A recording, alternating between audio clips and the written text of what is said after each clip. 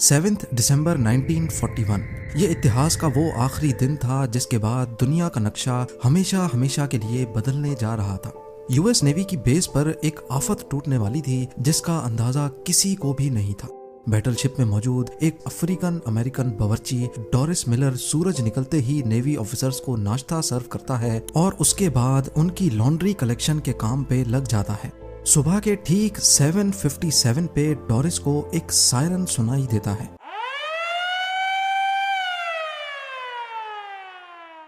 वो सायरन जो शायद कोई भी सेलर अपनी सर्विस में सुनना ही नहीं चाहता। वो फौरन बाहर निकलता है और ये देखकर हैरत ज़दा रह जाता है कि पूरा आसमान जापानीज बॉम्बर एयरक्राफ्ट से भरा हुआ है। पलक झपकते ही पूरी नेवल बेस पे तो जैसे कोई कयामत टूट पड़ी हो, क्योंकि जापानीज एयरक्राफ्ट्स ने चुन चुन कर अमेरिकन शिप्स को तबाह करना शुरू कर दिया। ये हमला यूएस की पर्ल हार्बर बेस पे किया गया था और आज हम जानेंगे कि जापान ने अमेरिका जैसे मुल्क पर हमला करने की इतनी बड़ी हिम्मत क्यों की थी। डोरिस मिलर नामी एक बावर्ची को अमेरिका का सबसे बड़ा अवार्ड क्यों दिया गया और अमेरिका ने जापान पर न्यूक्लियर हमला क्यों किया था। ज़ेम टीवी की वीडियोस में एक बार फिर से खुशामदीद। नाजरीन, हमारी इस इंटरेस्टिंग कहानी की शुरुआत 1941 में होती है जब वर्ल्ड वॉर 2 में अमेरिका ने चाइना को बचाने के लिए अपना सब कुछ दांव पर लगा दिया था। जी हाँ, वही चाइना जिसके खिलाफ आज 2023 में अमेरिका खुलकर बात करता है। हुआ कुछ यूं था कि वर्ल्ड वॉर 2 को स्टार्ट हुए 3 साल गुजर चुके थे, जिसमें एक साइड पे जर्मनी और इटली थे जबकि दूसरी साइड पे ब्रिटेन, नीदरलैंड्स और फ्रांस थे। इस जंग में अमेरिका का कोई पार्ट नहीं था। अमेरिका पूरी तरह से न्यूट्रल था क्योंकि वर्ल्ड वॉर 1 में हुए नुकसानात की वजह से अमेरिका खुद को यूरोप और एशिया में होने वाली जंग से बिल्कुल अलग रखना चाहता था। पर एक मुल्क था जो अमेरिका को मुसलसल सताए जा रहा था और वो था जापान। जापान के पास नेचुरल रिसोर्सेज कम होने की वजह से वो अपने आस पड़ोस के मुल्कों पर धड़ाधड़ कब्जा जमा रहा था ताकि वो अपनी नेचुरल रिसोर्सेज की डिमांड्स पूरी कर सके। कोरिया, ताइवान और चाइना के बड़े इलाकों पर जापान कब्जा कर चुका था। पैसिफिक ओशन में ही जापान के करीब फिलीपींस, मलेशिया और इंडोनेशिया पर भी इसकी नजर थी। पर मसला ये था कि मलेशिया ब्रिटिश कॉलोनी थी, इंडोनेशिया नीदरलैंड्स की और फिलीपीन न्यूट्रल रहने वाले अमेरिका की कॉलोनी थी। इन कंट्रीज को जापान का दूसरे मुल्कों पर कब्जा करना बिल्कुल भी ठीक नहीं लग रहा था क्योंकि जापान के पीछे असल में हिटलर का हाथ था और हिटलर ब्रिटेन और अमेरिका का दुश्मन था। जापान की ये हरकतें देखकर जुलाई 1941 में अमेरिका ने जापान को ऑयल देना बंद कर दिया। जापान के पास खुद का ऑयल नहीं था बल्कि उसकी डिमांड का 80% ऑयल वो अमेरिका से ही इम्पोर्ट करता था। अमेरिका ने उसके सामने ये कंडीशन रखी कि पहले उसको चाइना में अपना कब्जा छोड़ना पड़ेगा, फिर जाकर उसको ऑयल दिया जाएगा। जापान के लिए ये एक बहुत ही मुश्किल फैसला था। एक तरफ अगर वो चाइना से अपना कब्जा छोड़ देता तो पूरी दुनिया समझती कि इसने हिटलर की सपोर्ट के बावजूद अमेरिका के सामने अपने घुटने टेक दिए हैं। दूसरी तरफ ऑयल था जिसके बगैर जापान का होल्ड वैसे ही कमजोर पड़ जाना था। जापान ने फैसला किया कि वो चाइना से अपने फौजी वापस नहीं बुलवाएगा, बल्कि अंदर ही अंदर उसने प्लान बनाया कि वो ऑयल के लिए इंडोनेशिया पर कब्जा करेगा, लेकिन ये काम इतना आसान नहीं था। जैसा कि हम पहले भी जान चुके हैं कि इंडोनेशिया उस वक्त नीदरलैंड्स की कॉलोनी थी और वहां तक पहुंचने के लिए जरूरी था कि पहले फिलीपींस पर कब्जा किया जाए जो कि अमेरिका की कॉलोनी थी। जापान को अच्छी तरह मालूम था कि अगर उसने फिलीपींस पर हमला किया तो उसकी जवाबी कार्रवाई पैसिफिक ओशन में ही मौजूद American naval base Pearl Harbor से की जाएगी। लेकिन क्योंकि जापान के पास अब ऑयल रिजर्व्स तेजी से खत्म होते जा रहे थे और उनके पास हमला करने के सिवा और कोई ऑप्शन नहीं बचा था, फिलीपींस पर नहीं बल्कि पर्ल हार्बर पर। जी हाँ, जापानीज मिलिट्री लीडर ने फैसला किया कि वो अमेरिका की पर्ल हार्बर बेस पे एक सरप्राइज अटैक करके पूरी बेस को ही उड़ा डालेंगे ताकि उसके बाद जापान आसानी से फिलीपींस पे कब्जा कर सके। जापान अब चुपके से पर्ल हार्बर पर अटैक करने की तैयारी में लग चुका था। उसने अपनी फ्लीट तैयार करना शुरू कर दी जिसमें 2 बैटलशिप्स, 39 सबमरीन्स, 30 डिस्ट्रॉयर्स और हैरत अंगेज तौर पे 414 बॉम्बर एयरक्राफ्ट थे। इन एयरक्राफ्ट्स को 6 एयरक्राफ्ट कैरियर्स के जरिए पर्ल हार्बर की तरफ रवाना किया गया।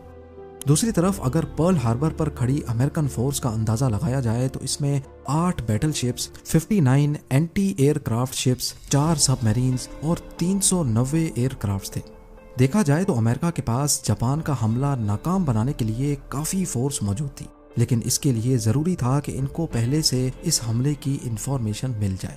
पर जापान ये अटैक हर तरह से सीक्रेट रखना चाहता था, इसीलिए जापानीज कमांडर ने फैसला किया कि हमले से पहले वो किसी किस्म की भी वायरलेस कम्युनिकेशन से दूर रहेंगे। जापान से निकलने वाली फोर्स करीब 8000 किलोमीटर का फासला तय करके अब पर्ल हार्बर से सिर्फ 370 किलोमीटर दूर थी, और यही वो पॉइंट था जहां से एयरक्राफ्ट्स को हमला करने के लिए टेक ऑफ करवाया गया। ये वर्ल्ड वॉर 2 का सबसे बड़ा हमला होने वाला था, जिसमें अमेरिका अभी तक शामिल ही नहीं था।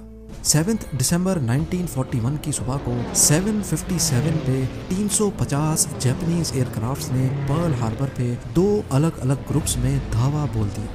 अमेरिकन जो इस हमले से बिल्कुल लाइल्म थे, उन पर तो जैसे कयामत ही टूट पड़ी थी। जापानीज एयरक्राफ्ट्स के पहले ग्रुप ने गोलों की बारिश कर दी थी। 45 मिनट्स तक ये पर्ल हार्बर पर हमला करते रहे और फिर वापस चले गए। पहले तो यूं लगा शायद हमला खत्म हो चुका है, लेकिन 10 मिनटों बाद बॉम्बर एयरक्राफ्ट्स का दूसरा ग्रुप आया और बची कुची नेवल बेस को भी गोले बरसा कर तबाह कर दिया। पूरे 1 घंटे और 15 मिनटों तक ये हमला जारी रहा, जिसमें जापान का पलड़ा हर तरह से भारी था। अमेरिका की 20 वेसल्स, 8 बैटलशिप्स और 300 से भी ज्यादा प्लेन्स को खड़े खड़े तबाह कर दिया गया था। जमीन को आग और आसमान को काले धुएं के बादलों ने छुपा दिया था। इसी दौरान अमेरिका की एक बैटलशिप में अफ्रीकन अमेरिकन बावर्ची डोरिस मिलर भी था, जिसका जिक्र हमने वीडियो की स्टार्टिंग में किया था। लॉन्ड्री कलेक्शन के दौरान डोरिस को एक सायरन सुनाई दिया। ये खौफनाक सायरन सुनकर जब तक वो बाहर आता, एक जापानीज टॉर्पेडो मिसाइल उनकी शिप पर आ लगा, जिसमें शिप कैप्टन समेत बहुत ऑफिसर्स जख्मी हो गए। डोरिस ने अकेले जख्मियों को सेफ जगह पे शिफ्ट किया और फिर एंटी एयरक्राफ्ट मशीन गन पे जाकर खुद जापानीज एयरक्राफ्ट्स पर पलट कर वार किया। उसने बगैर ट्रेनिंग के टोटल 6 जापानीज तैयारे मार गिराए थे, जबकि इस हमले में जापान ने टोटल 29 एयरक्राफ्ट्स खोए थे। डोरिस मिलर पहला अफ्रीकन अमेरिकन था जिसको बाद में नेवी क्रॉस दिया गया। ये अवार्ड यूएस नेवी का सबसे बड़ा, जबकि यूनाइटेड स्टेट्स में मेडल ऑफ ऑनर के बाद दूसरा बड़ा अवार्ड है। 1 घंटे 15 मिनट हमला आवर होने के बाद जापानीज एयरक्राफ्ट तो वापस चले गए, लेकिन वो अब अमेरिका को भी वर्ल्ड वॉर 2 में धकेल चुके थे। वही अमेरिका जो इस हमले से पहले वर्ल्ड वॉर 2 में शामिल ही नहीं था। अमेरिका ने पर्ल हार्बर पर हमले के अगले ही दिन जापान को सबक सिखाने का फैसला कर दिया और उनके खिलाफ खुली जंग का ऐलान भी कर दिया। अगले 3 महीनों तक अमेरिका अपनी नेवल बेस को वापस रीस्टोर करने में लगा रहा। खुशकिस्मती से कई शिप्स शैलो वाटर में डूबी थीं जो रिपेयर के काबिल भी थी। 4 महीनों के बाद अमेरिका ने जापान पर वैसे ही हमला किया जैसे उन्होंने पर्ल हार्बर पे किया था। जी हाँ, अप्रैल 1942 में अमेरिका ने जापान के कैपिटल टोक्यो पर बमों की बरसात कर दी। ये अमेरिका का वर्ल्ड वॉर 2 में किया जाने वाला पहला हमला तो था, लेकिन इसके बाद अमेरिका ने बस नहीं की।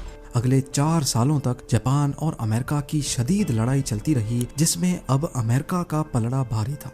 जापान इस जंग में बहुत कमजोर हो चुका था, लेकिन वो किसी सूरत हार नहीं मान रहा था, अमेरिकन के सामने सरेंडर नहीं कर रहा था। आखिरकार अगस्त 1945 में अमेरिका ने जापान के खिलाफ अपना आखिरी कार्ड इस्तेमाल कर ही डाला। 6 अगस्त 1945 को सुबह के 8 बजे जापान के हिरोशिमा शहर के ऊपर एक Boeing B-29 super fortress aircraft देखा गया। इस जहाज ने 4400 केजी वजनी लिटिल बॉय नामी बॉम्ब हिरोशिमा के ऊपर गिरा डाला। एग्जैक्टली 43 सेकंड्स के बाद एक जोरदार धमाका हुआ और सब कुछ वाइट हो गया। उसके बाद एक फायरबॉल जमीन से आसमान की तरफ गया, जिसने जमीन का टेम्परेचर 5000 डिग्री सेल्सियस तक पहुंचा दिया। ये हिस्ट्री का पहला न्यूक्लियर अटैक था, जिसने सिर्फ एक चुटकी में ही पूरे हिरोशिमा पर 80% से भी ज्यादा बिल्डिंग्स को मिट्टी का ढेर बना दिया। जापानीज मिलिट्री लीडर्स के तो जैसे पैरों तले जमीन ही खिसक गई थी। अभी वो कुछ और समझते कि 3 दिनों के बाद 9 अगस्त को अमेरिका ने जापान के शहर नागासाकी पर भी न्यूक्लियर बॉम्ब गिरा दिया। ये मार्क 3 बॉम्ब था, जिसका कोड नेम फैट मैन रखा गया था। 4670 केजी वजनी इस बॉम्ब ने गिरते ही पूरे शहर को सफाए हस्ती से ही मिटा डाला। ये वो 2 न्यूक्लियर बॉम्ब्स थे जो इंसानों पर इस्तेमाल होने वाले पहले और आखिरी बॉम्ब्स थे। एक अंदाजे के मुताबिक हिरोशिमा और नागासाकी के हमलों में 2,60,000 के करीब लोग मारे गए। इस हमले के अगले ही हफ्ते जापान ने अमेरिका के सामने सरेंडर कर लिया और इसके साथ ही वर्ल्ड वॉर 2 भी अपने अंजाम को पहुंची। उम्मीद है ज़ेम टीवी की ये वीडियो भी आप लोग भरपूर लाइक और शेयर करेंगे। आप लोगों के प्यार भरे कमेंट्स का बेहद शुक्रिया। मिलते हैं अगली शानदार वीडियो में।